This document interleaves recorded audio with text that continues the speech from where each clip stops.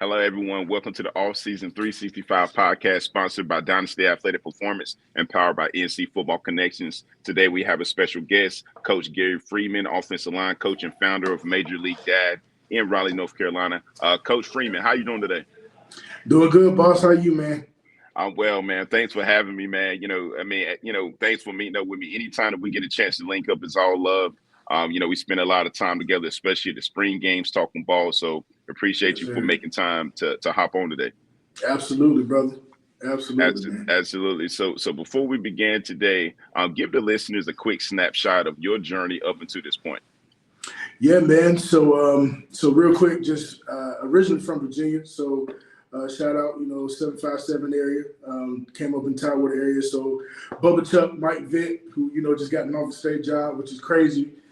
Just thought about that, but it came out in that time frame, man. So I was just blessed, man, to be able to be seen because a lot of college coaches were in the area, man. So I was able to be recruited by ECU. Coach Shank was the guy that was over my area who happened to be the O-line coach, and he just believed in a 6'1", 290 center, man. So Yep. it was one of those things where I was blessed to have the opportunity to play ECU. So had a chance to play as a true, and then be able to go ahead and start and have some fun, you know what I'm saying, out there in Dottie Fickley, man. So was able to do that and then play some arena ball afterwards. And then after that, when that season was over, jumping into coaching, coached for a little while up in Baltimore, in the Baltimore area, but ultimately back in Raleigh, coaching O-line, D-line, but mostly O-line. That's my love, man. So yeah, man. So married 17 years. So she was with me through all the ups and downs of trying to do that ball thing, but still the influence of even why I love working with young men in that regard too. So two girls, girl dad. So yeah, man. So grateful for the opportunity to be up here again, boss. Yeah, absolutely, man. And the passion for offensive line play, man, that's something that I hold near and dear to my heart as well. So anytime I get a chance to link up with, offensive line coaches, it's all good, man. So as an offensive line coach, ideally, how many run schemes would you recommend teaching a high school offensive lineman?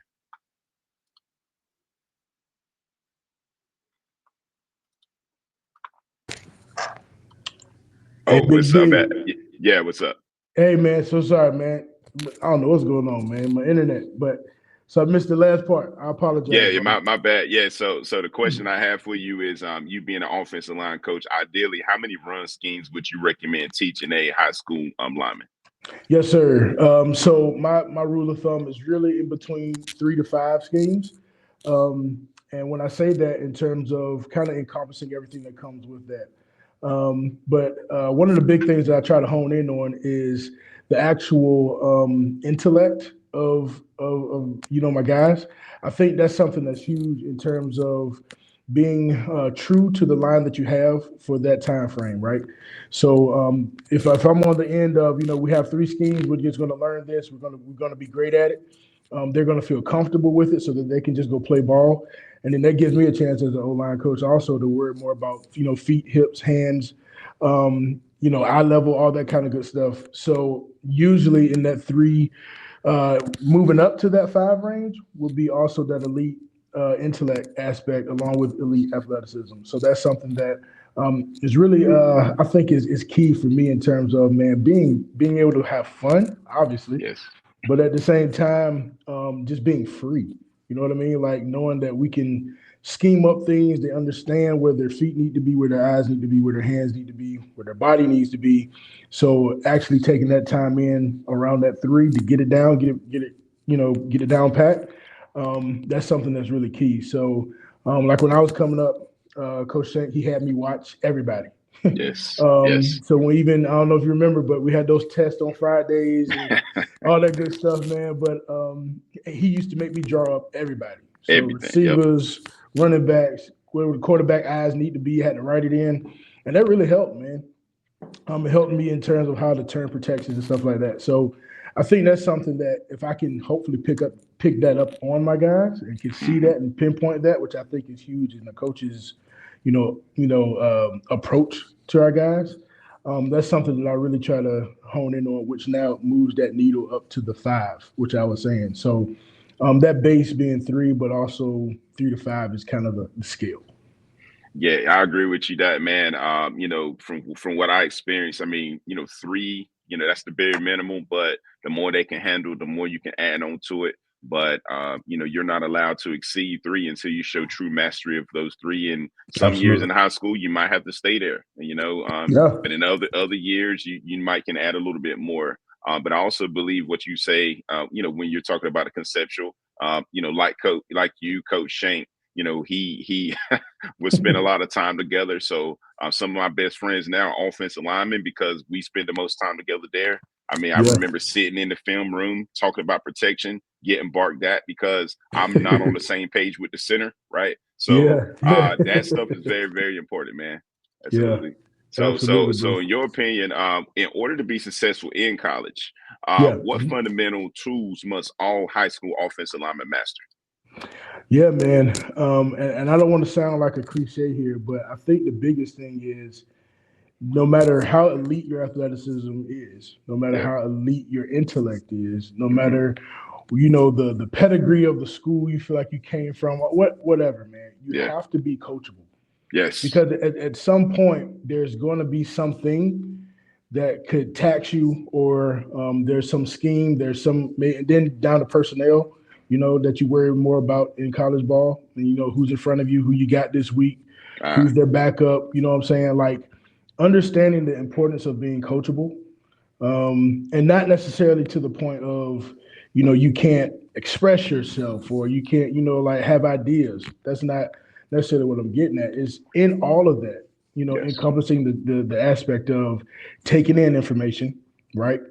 And then actually leaning into that information and figuring out what the next step is for you personally, right? So I think just being coachable, man, is especially these days, man, with so much athleticism and so much elite intellect and all that kind of stuff that I'm speaking of, Right. man, if you can be coachable, man, you can actually see yourself getting into spaces and being with, or just kind of recognizing techniques different or quicker, Yep. but also just your career as a whole.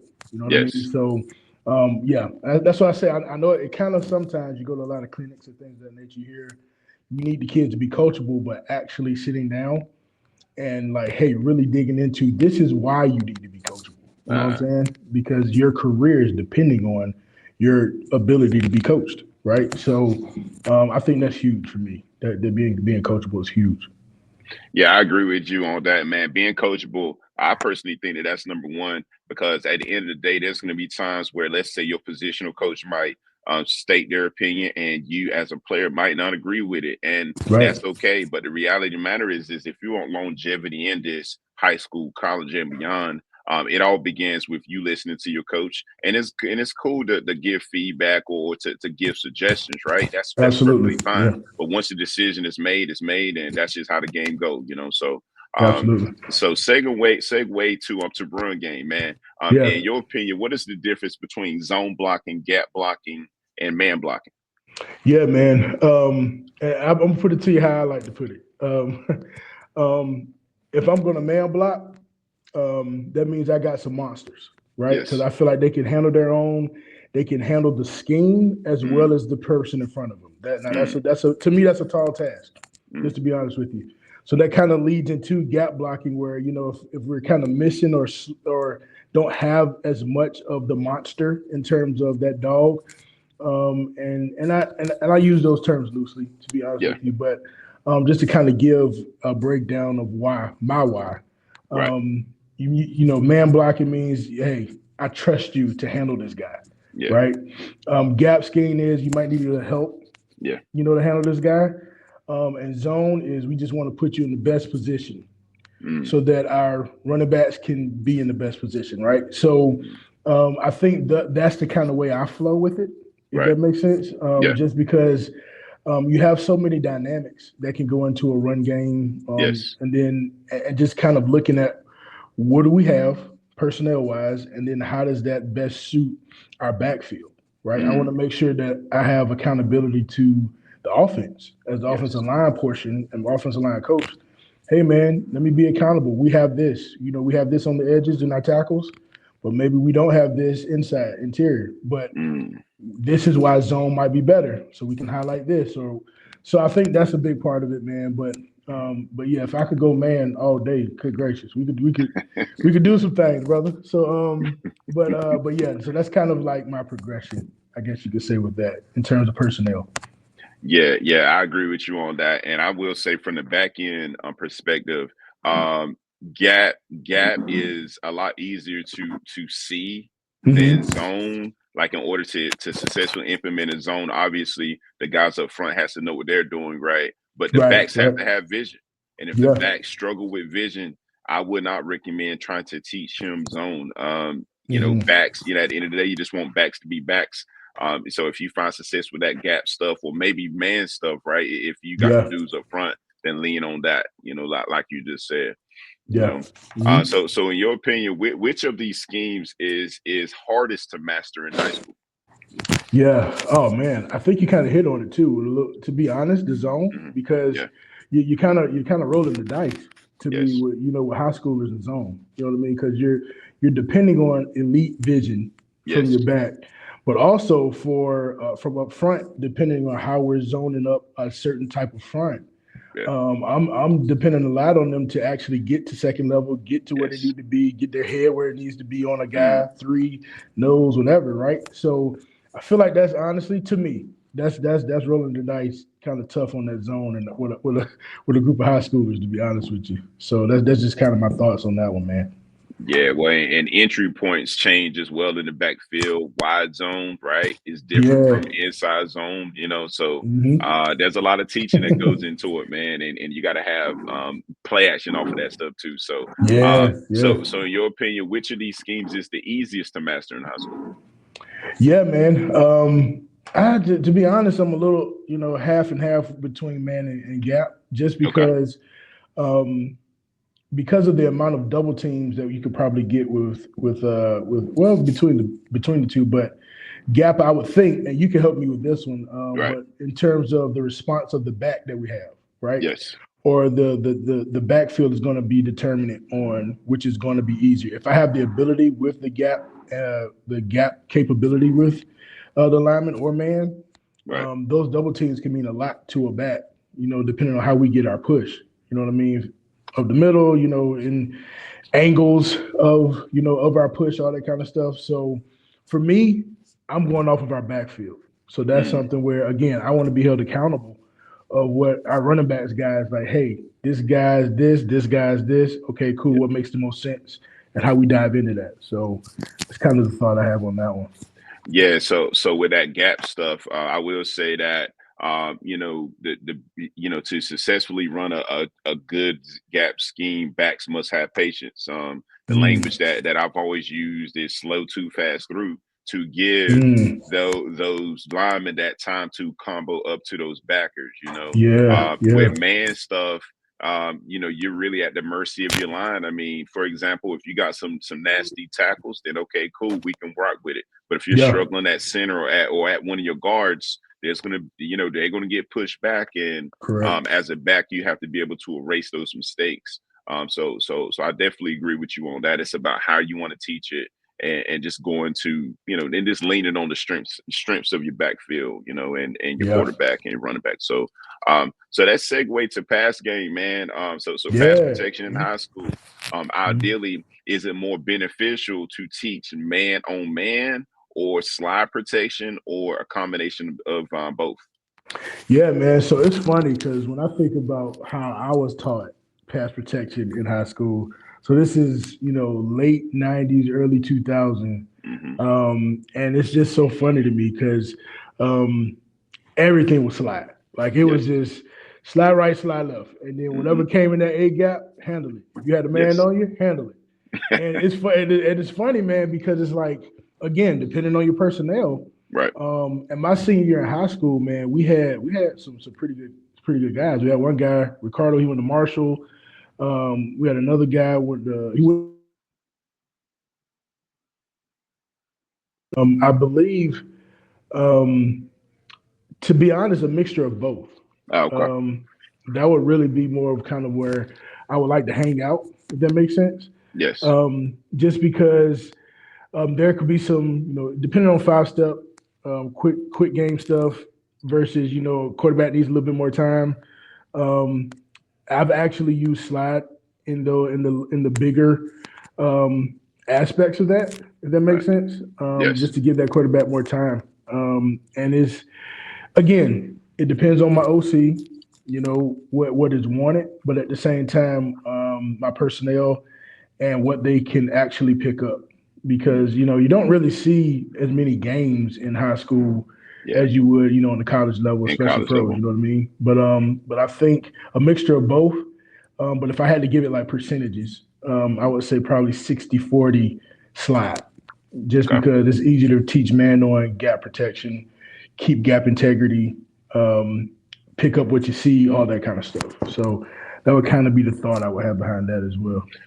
Yeah, and in my world, I've seen it where, like for example, on the college ranks, we would use slide protection for quick game, right? The backs would coach the cut the opposite gap of the slide, right? The C gap. But big on big, there's benefits in that. You just have to be on the same page with your communication there. But the combination of the two, where you slide one side and you man on man the backside. I mean, I've seen it there. You just Mm-hmm. have to be able to teach your quarterback how to throw hot if heat comes in Yeah, his face. So you just yeah, have to be on the same page, like you said, with the play caller, with the quarterback, with the backfield action, so that the quarterback is as comfortable as possible when he's throwing the ball, right? So absolutely. Yeah, yeah, so yeah. let's segue to playing beyond the game, man. We all know that eventually there's a shelf life for everyone athletically. So tell us Yes, a little sir. bit more about Major League Dad. Yes, sir.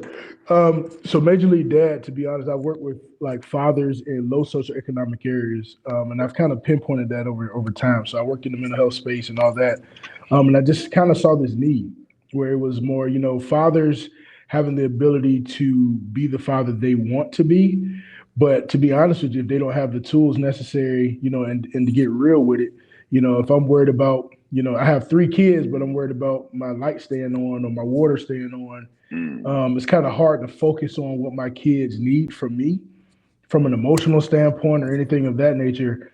And it's really hard if you have everything you need. You know what I mean? So it's kind of yeah. like that's kind of the genesis or ethos or birth of Major League Dad, man. Just kind of, hey, I know there's these tangible things that you need in order to be able to focus on those, emotional, mental, also physical aspects of things. And I'm real big on.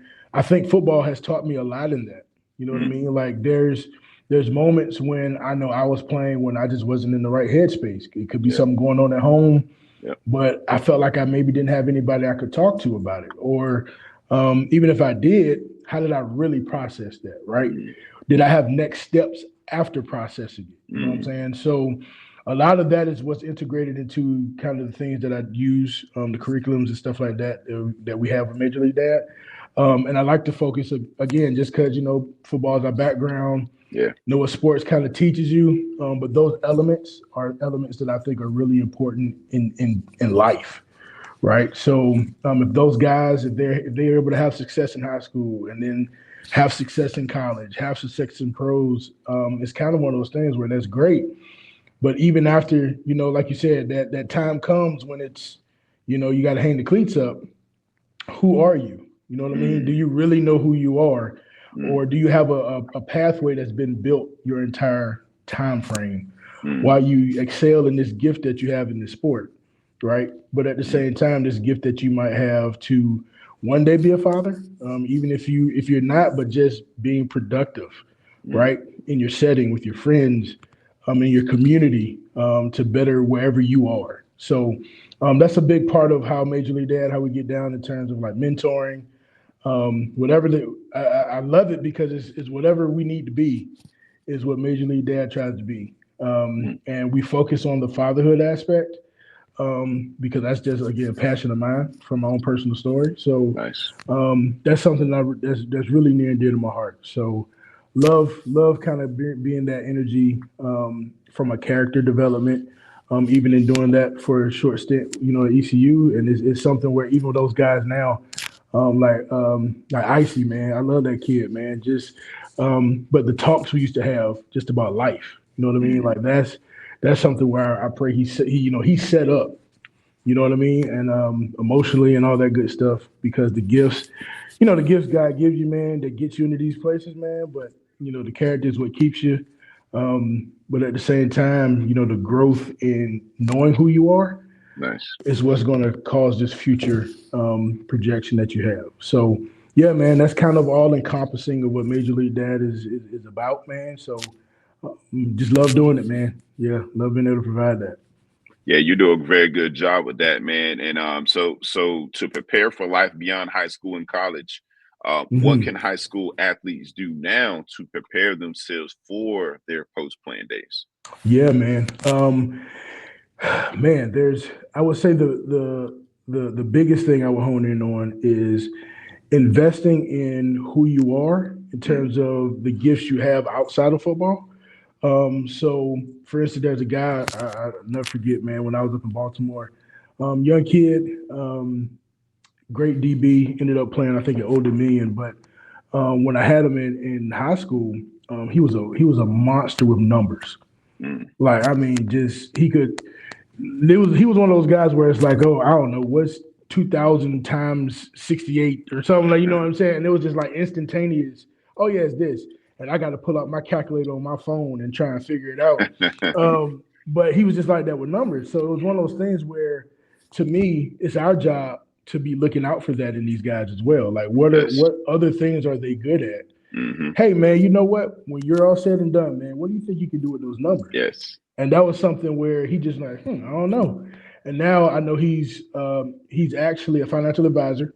But what he Nice. did was to stay around the game was he got on an attorney with an attorney firm, I believe, that actually Hmm. works with an agent Hmm. that works with football, baseball, but he's There you like, go. you know what I'm saying? So Like he sports understood. business, that part. Yeah, yeah, Nice. man. Love it. So now he gets to stay around the game. You know what I'm saying? But at the same time, he's doing very well.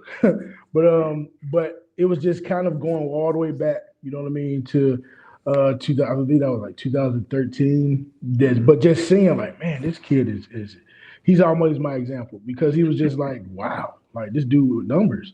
So I think that's something that can be a responsibility that we can look at. That causes us to have a relationship with our guys that's a little bit deeper than X's and O's and Yes. technique and all that. I know it's a lot on our plate already, but I think for me, it's kind of like that's something worth adding to the plate. If that makes sense. Like that's something to help them see. Hey, here's when you hang it up, man. I see this in you What's as well. next? You know what I mean? Hmm. Yeah. So when you go to college, maybe you can focus on this or all that kind of good stuff. So noticing what you see in your guys, but at the same time, in doing that, getting them to think about that in high school. You know what I'm saying? Like, hey, this is gonna happen. You know what I mean? Like I know everybody want to be, Tom Brady or whatever and play into well into your 40s, but Right. especially as an old lineman, them knees gonna tell you no at some point. So, so being honest about that, you know what I'm saying? But yeah, just get them thinking about it early, and in a way that they would know to understand it and how they can, benefit from it. Not just for me to see you, which is good, which I want. I want to see you be great. But why do you want to be great, right? Yeah. And then diving into that part of it. You know what I'm saying? So, yeah, man, you think about that stuff early for your own future, bro.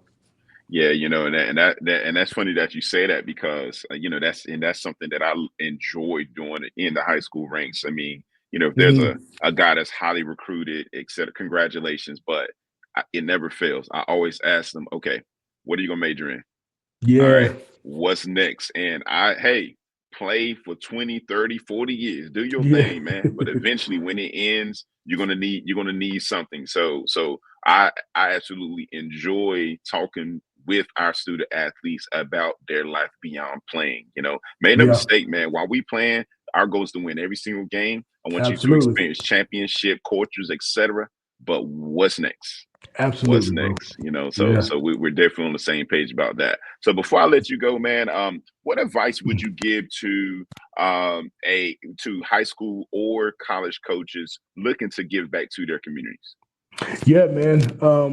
And not to kind of to make a shameless plug, but I think investing in that character aspect of your guys, Mm, yes, using the off season obviously to get bigger, faster, stronger. But I always try to say, hey, let's get bigger, faster, stronger with our heart, with our mind, with our soul as well. So nice.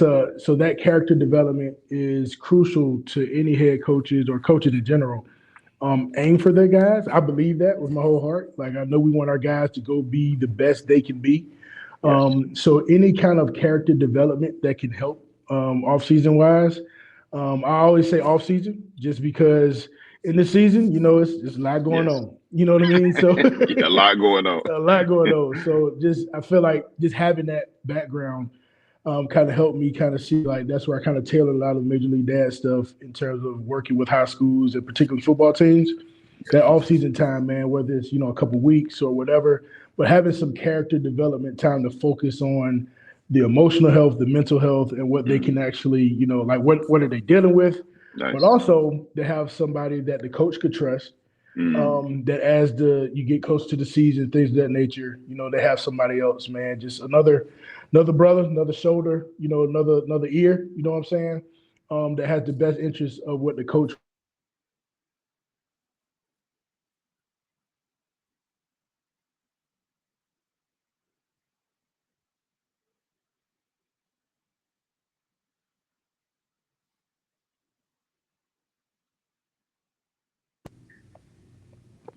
Yeah, you cut off at the end. But what we Uh, what we said? Man, bro, I don't know what's going on. Yeah, man, I apologize, man, but No, you good, man. No, you good. yeah, You I was good. just saying, just trying to kind of tie it all together in terms of that character development and really finding even with the community different organizations or people like I say with Major League Dad, I try to connect with so that I'm on the same page with the head coach's vision and what the coach wants to do, and just being another like I said, another ear, another shoulder, whatever the case needs to be, right? So I think as you kind of look into the community, getting that help from if you have any advisors, from the school that can help with that, the principal or whatever the case may be. I think that's kind of big. It kind of takes a lot of pressure off you as a coach, where you can focus. You can focus on ball, but as you focus on your guys as well personally, you have that opportunity to connect them to any type of org or organization or guys that are just out there that are willing to help. And like I said, jump in on your vision, if that makes sense. So I'm really big on that, man. Like I want to be an asset, not a liability, to what the coach has going on. You know what I mean? So, yeah, man, just if that can happen, diving into that, figuring that out, and using that as a platform to even get what you're trying to do with the team and with those guys out into the community as well, man. It's create networks. So I'm always big on that one. Absolutely, man. Nicely stated. Well, thank you everyone for listening to the Offseason 365 podcast. If you like this video, subscribe to the YouTube channel, follow us on Twitter, and tell others about us. I'm Coach Simmons with Coach Freeman. We're signing off.